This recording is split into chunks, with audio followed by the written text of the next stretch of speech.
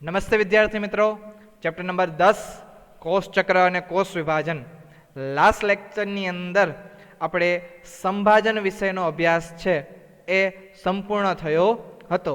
આ લેક્ચરની અંદર આપણે એમ તબક્કાનો બીજો ભાગ એટલે કે અર્ધીકરણ અથવા તો અર્ધસૂત્રી ભાજનની છે એનો અભ્યાસ કરવાનો છે.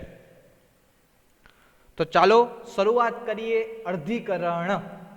રાઈટ, જેને ઇંગ્લિશમાં કહેવાય મિયોસિસ. સંભાજનને કહેતા હતા માઇટોસિસ, અર્ધીકરણને કહેવાય મિયોસિસ. તો ચાલો સમજીએ કોને કહેવાય અર્ધીકરણ. તો કે લિંગી પ્રજનન દ્વારા. સૌપ્રથમ પ્રશ્ન એ થાય કે લિંગી પ્રજનન કોને કહેવાય? તો કે લિંગી પ્રજનન બે પ્રકારના આવે, લિંગી અને અલિંગી.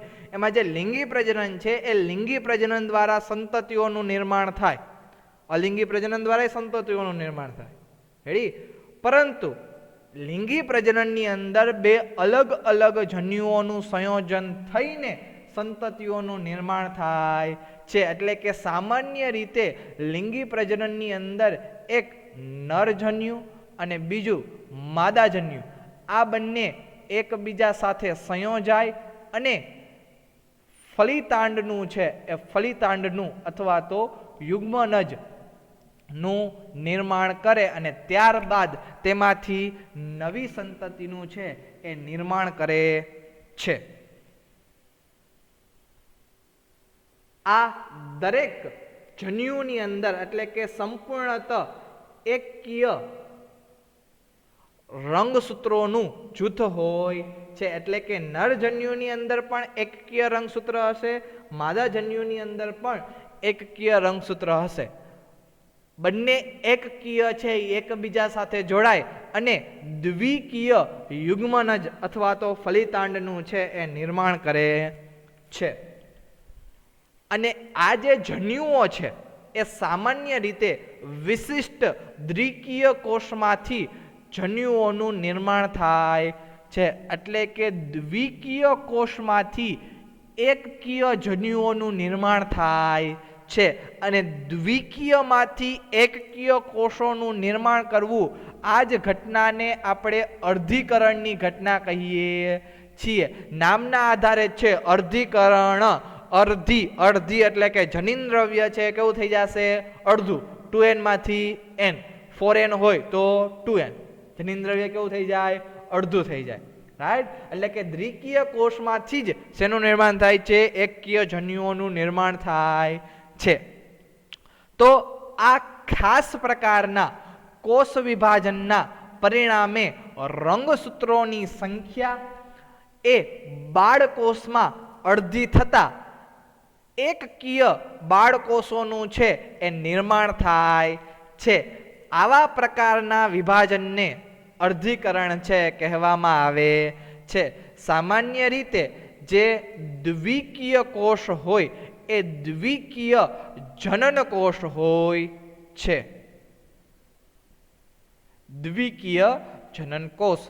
આ દ્વિકીય જનન કોષની અંદર રંગસૂત્રની સંખ્યા, સપોઝ મનુષ્યનો દ્વિકીય કોષ હોય તો એની અંદર રંગસૂત્રની સંખ્યા 46 હોય છે. હવે જ્યારે એ દ્વિકીય જનન કોષ વિભાજન પામે અને બાળકોષોનું નિર્માણ કરે તો એ બાળકોષોની અંદર જનીન દ્રવ્યનું પ્રમાણ છે એ અડધું થઈ જાય છે. એટલે કે દ્વિકીયમાંથી એકકીય બાળકોષોનું નિર્માણ કરે છે. અને આ એકકીય બાળકોષોની અંદર રંગસૂત્રની સંખ્યા અડધી હોય છે. એટલે કે 23 રંગસૂત્રો હોય છે. અને આ 23 રંગસૂત્રો ધરાવતા જે બાળકોષ છે, રાઈટ, જેને સામાન્ય રીતે જન્યુ તરીકે ઓળખવામાં આવે છે. એટલે કે જન્યુઓના નિર્માણમાં અર્ધીકરણની જરૂર પડે છે. લિંગી પ્રજનન કરતા સજીવોના જીવનચક્રમાં અર્ધીકરણ દ્વારા એકકીય અવસ્થા ઉત્પન્ન થાય છે, જ્યારે ફલન દ્વારા દ્વિકીય અવસ્થા છે એ પુનઃ પ્રાપ્ત થાય છે. એનો મતલબ એમ કે જ્યારે જન્યુઓનું ઉત્પાદન કરવું હશે, સપોઝ એક કોષ છે જે દ્વિકીય છે, એ દ્વિકીય કોષમાંથી શું ઉત્પાદન કરે છે? જન્યુઓનું ઉત્પાદન કરે. અને આ જન્યુઓ છે જે કેવા છે? એકકીય છે. તો અહીંયા શેની ઘટના થાય છે? તો કે અર્ધીકરણની ઘટના થાય છે. એટલે કે અર્ધીકરણ દ્વારા એકકીય કોષોની અવસ્થા છે ઉત્પન્ન થાય છે. અને ફરીથી આવા જે એકકીય કોષ હોય, એટલે કે એકકીય કોષ નરનો અને એકકીય કોષ માદાનો, રાઈટ, એટલે કે નરજન્યુ અને માદાજન્યુ ફરીથી આ બંને જોડાય અને ફલનની ઘટના કરે. શેની ઘટના કરે?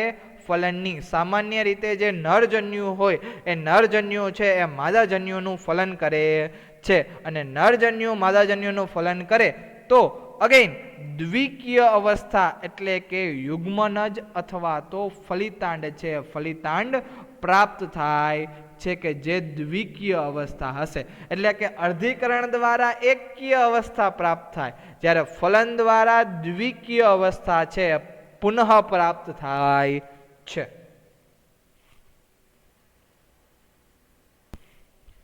એટલે કે વનસ્પતિ અને પ્રાણીઓમાં જન્યુજનનની જે ઘટના છે, જન્યુજનન, જનન એટલે કે નિર્માણ કરવું, સર્જન કરવું, કોનું? જન્યુઓનું.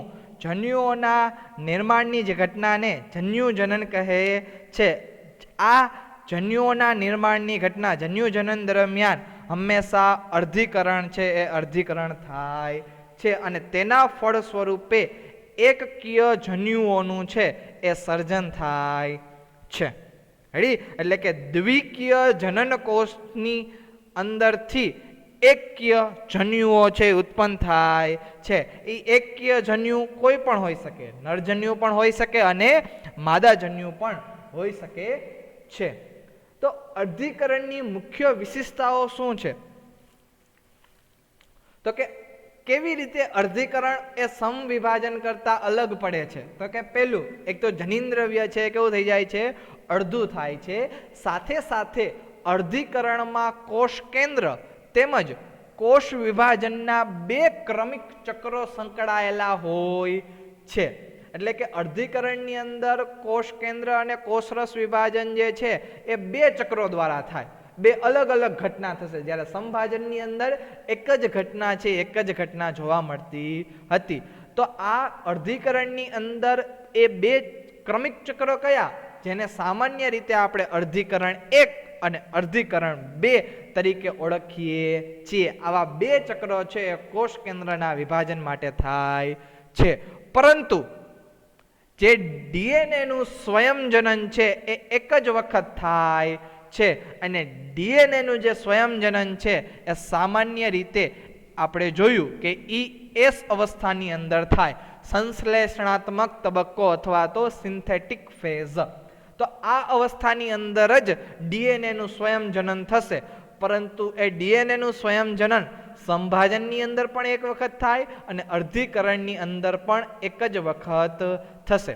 પરંતુ જે ચક્રો છે એ સંભાજન એક જ ચક્રની અંદર પૂરું થઈ જાય, પરંતુ અર્ધીકરણની અંદર એ અર્ધીકરણ 1 અને અર્ધીકરણ 2 એમ બે ક્રમિક ચક્રોની અંદર છે પૂર્ણ થાય છે. સામાન્ય રીતે એસ તબક્કામાં માતૃ રંગસૂત્રના સ્વયંજનનથી ઉદ્ભવતી બે સમરૂપ લાક્ષણિક રંગસૂત્રિકાઓના નિર્માણ સાથે અર્ધીકરણ 1ની શરૂઆત થાય છે. એટલે કે સૌથી પહેલા જીવન તબક્કો, ત્યારબાદ એસ તબક્કો અને ત્યારબાદ જીટુ તબક્કો. તો એસ તબક્કાની અંદર જે માતૃ રંગસૂત્ર હોય એ માતૃ રંગસૂત્રનું સ્વયંજનન થાય. આપણે સમજાતા કે સ્વયંજનન એટલે કે એક ડીએનએમાંથી બીજું ડીએનએ બનાવવું, અથવા તો એક રંગસૂત્રમાંથી ડીએનએનું જે પ્રમાણ છે એ ડીએનએનું પ્રમાણ વધારવું. રંગસૂત્રની સંખ્યા છે એ એસ અવસ્થાની અંદર વધશે નહીં. તો એ સ્વયંજનનથી બે સમરૂપ લાક્ષણિક રંગસૂત્રિકાઓનું છે નિર્માણ કરે છે. અને એની સાથે સાથે અર્ધીકરણ 1 છે એ અર્ધીકરણ 1ની શરૂઆત થાય છે. આ અર્ધીકરણ 1 દરમિયાન સમજાત રંગસૂત્રોની જોડીઓ બને છે. કેવા રંગસૂત્રો? સમજાત રંગસૂત્રો. સમજાત રંગસૂત્રો એટલે કે જે સમાન જાતના સમાન જે રંગસૂત્રો હોય એની જોડીઓ બને. દાખલા તરીકે મનુષ્યની અંદર 23 જોડ રંગસૂત્રો છે, તો આ 23 જોડ રંગસૂત્રો એ સમજાત રંગસૂત્રો હોય. દાખલા તરીકે પહેલા રંગસૂત્રની વાત કરીએ તો પહેલા રંગસૂત્રો છે એ ઊંચાઈમાં છે એક સરખા જેવા જ જોવા મળે, તો એને સમજાત રંગસૂત્ર કહેવાય. આ પહેલું રંગસૂત્ર. એવી જ રીતે બીજા બે રંગસૂત્રો જોવા મળે તો એને આપણે શું કહેશું? સમજાત રંગસૂત્ર. એટલે આમ કેટલા રંગસૂત્રો હોય? તો કે 23 રંગસૂત્રો હોય.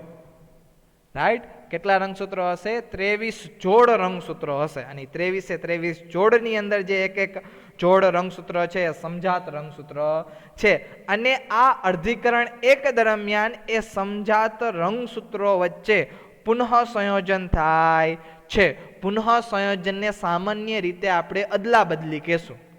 રાઈટ? પુનઃ સંયોજનને સામાન્ય રીતે આપણે શું કહેશું? અદલા બદલી. એટલે કે બંને રંગસૂત્રો રાઈટ એકબીજા વચ્ચે જનીન દ્રવ્યોનું અથવા તો ડીએનએની છે એ અદલા બદલી કરે છે. એક રંગસૂત્ર છે એ અમુક જનીન દ્રવ્ય બીજા રંગસૂત્રને આપે છે, બીજું રંગસૂત્ર અમુક જનીન દ્રવ્ય પહેલા રંગસૂત્રને આપે છે. પરંતુ આ જે જનીન દ્રવ્યોની અદલા બદલી છે, પુનઃ સંયોજન છે, એ સામાન્ય રીતે સમજાત રંગસૂત્રોની અંદર જ જોવા મળશે. આને આપણે ડિટેલમાં વાત કરીશું અર્ધીકરણ એક દરમિયાન. રાઈટ? ઓકે. અને અર્ધીકરણ 2 ના અંતમાં 4 એકકીય કોષોનું છે એ સર્જન થાય છે.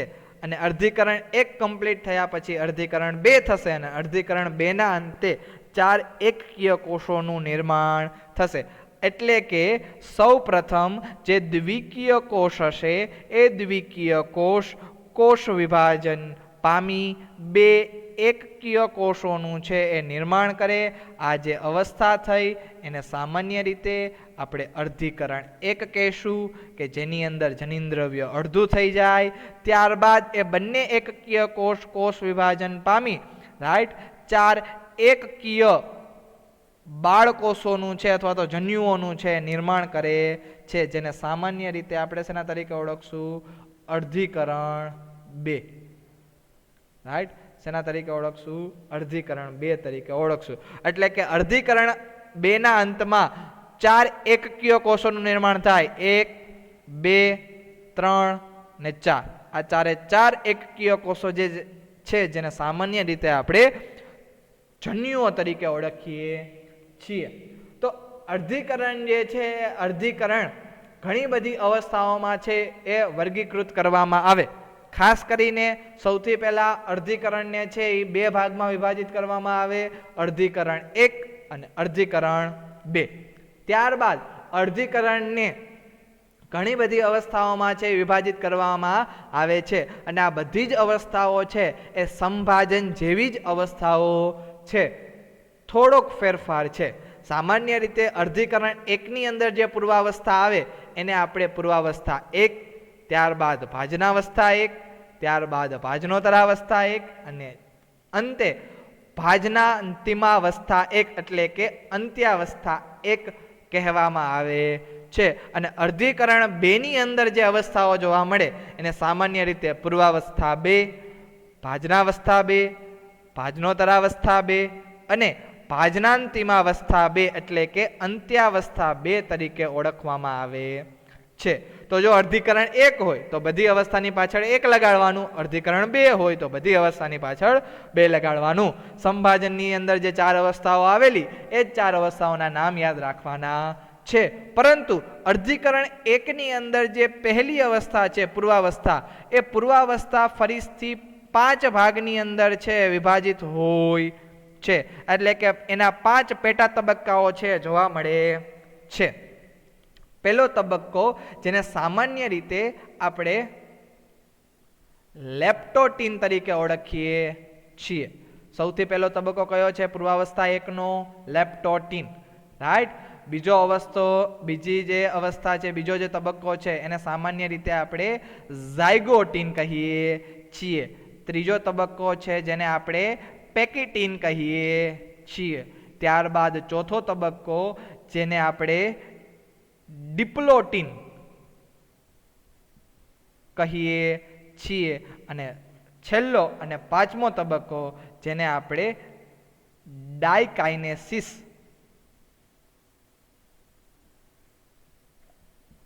તરીકે ઓળખીએ છીએ.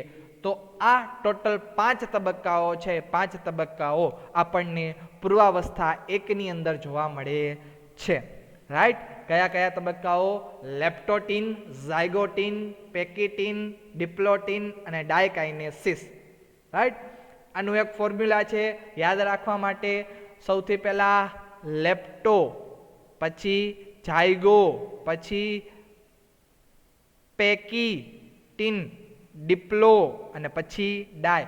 એટલે કે એક વિદ્યાર્થી છે, એક વિદ્યાર્થી લેપટોપ લઈને જાયગો, પેકિંગ કર્યું સામાનનું અને ડિપ્લોમામાં ભણવા ગયો. રાઈટ? અને ભણી ભણીને એની ડાય થઈ ગઈ, એટલે કે એની ડેથ થઈ ગઈ. એટલે આ 5 અવસ્થા છે આપણને લાઈનમાં યાદ રહેશે. રાઈટ? લેપટોપ લઈને જાયગો, ત્યારબાદ પેકિંગ કર્યું સામાનનું, ડિપ્લોમામાં ભણવા ગયો, ને લાસ્ટ શું થાય? ડાય થાય, એટલે કે ડેથ થઈ. રાઈટ? તો આ જે અંડરલાઈન કરેલા શબ્દ છે એ જ ખાસ કરીને યાદ રાખવાના છે, અને એના જ નામ ઉપરથી આ પૂર્વાવસ્થાની જે 5 તબક્કાઓ છે એ 5 તબક્કાઓ છે યાદ રહેશે. Right? Laptop means leptotene, zygo means zygotene, packing એટલે કે પેકિટીન, ડિપ્લોમા એટલે કે ડિપ્લોટીન, અને લાસ્ટમાં ડાય એટલે કે ડેથ, ડાય એટલે કે ડાયકાઇનેસિસ. રેડી? અને ત્યારબાદ પૂર્વાવસ્થા 1 બાદ ભાજનાવસ્થા 1, ભાજનોત્તરાવસ્થા 1, અંત્યાવસ્થા 1, અને ત્યાર પછી પૂર્વાવસ્થા 2, ભાજનાવસ્થા 2, ભાજનોત્તરાવસ્થા 2 અને અંત્યાવસ્થા 2 ની સાથે અર્ધીકરણ છે એ અર્ધીકરણ સમાપ્ત થાય. રાઈટ? તો આ લેક્ચરની અંદર આપણે અર્ધીકરણની જે પ્રસ્તાવના છે એ પ્રસ્તાવના વિશે સમજ્યા કે અર્ધીકરણનો ઉપયોગ ક્યાં થશે, અર્ધીકરણના અંતે કેટલા કોષો નિર્માણ થશે અને કેવા કોષો નિર્માણ થશે, અને સાથે સાથે અર્ધીકરણની અંદર કેટલી અવસ્થાઓ છે જોવા મળે છે. નેક્સ્ટ લેક્ચરની અંદર અર્ધીકરણની આ જે બધી અવસ્થાઓ છે એના વિશેનો ડિટેલ અભ્યાસ કરીશું.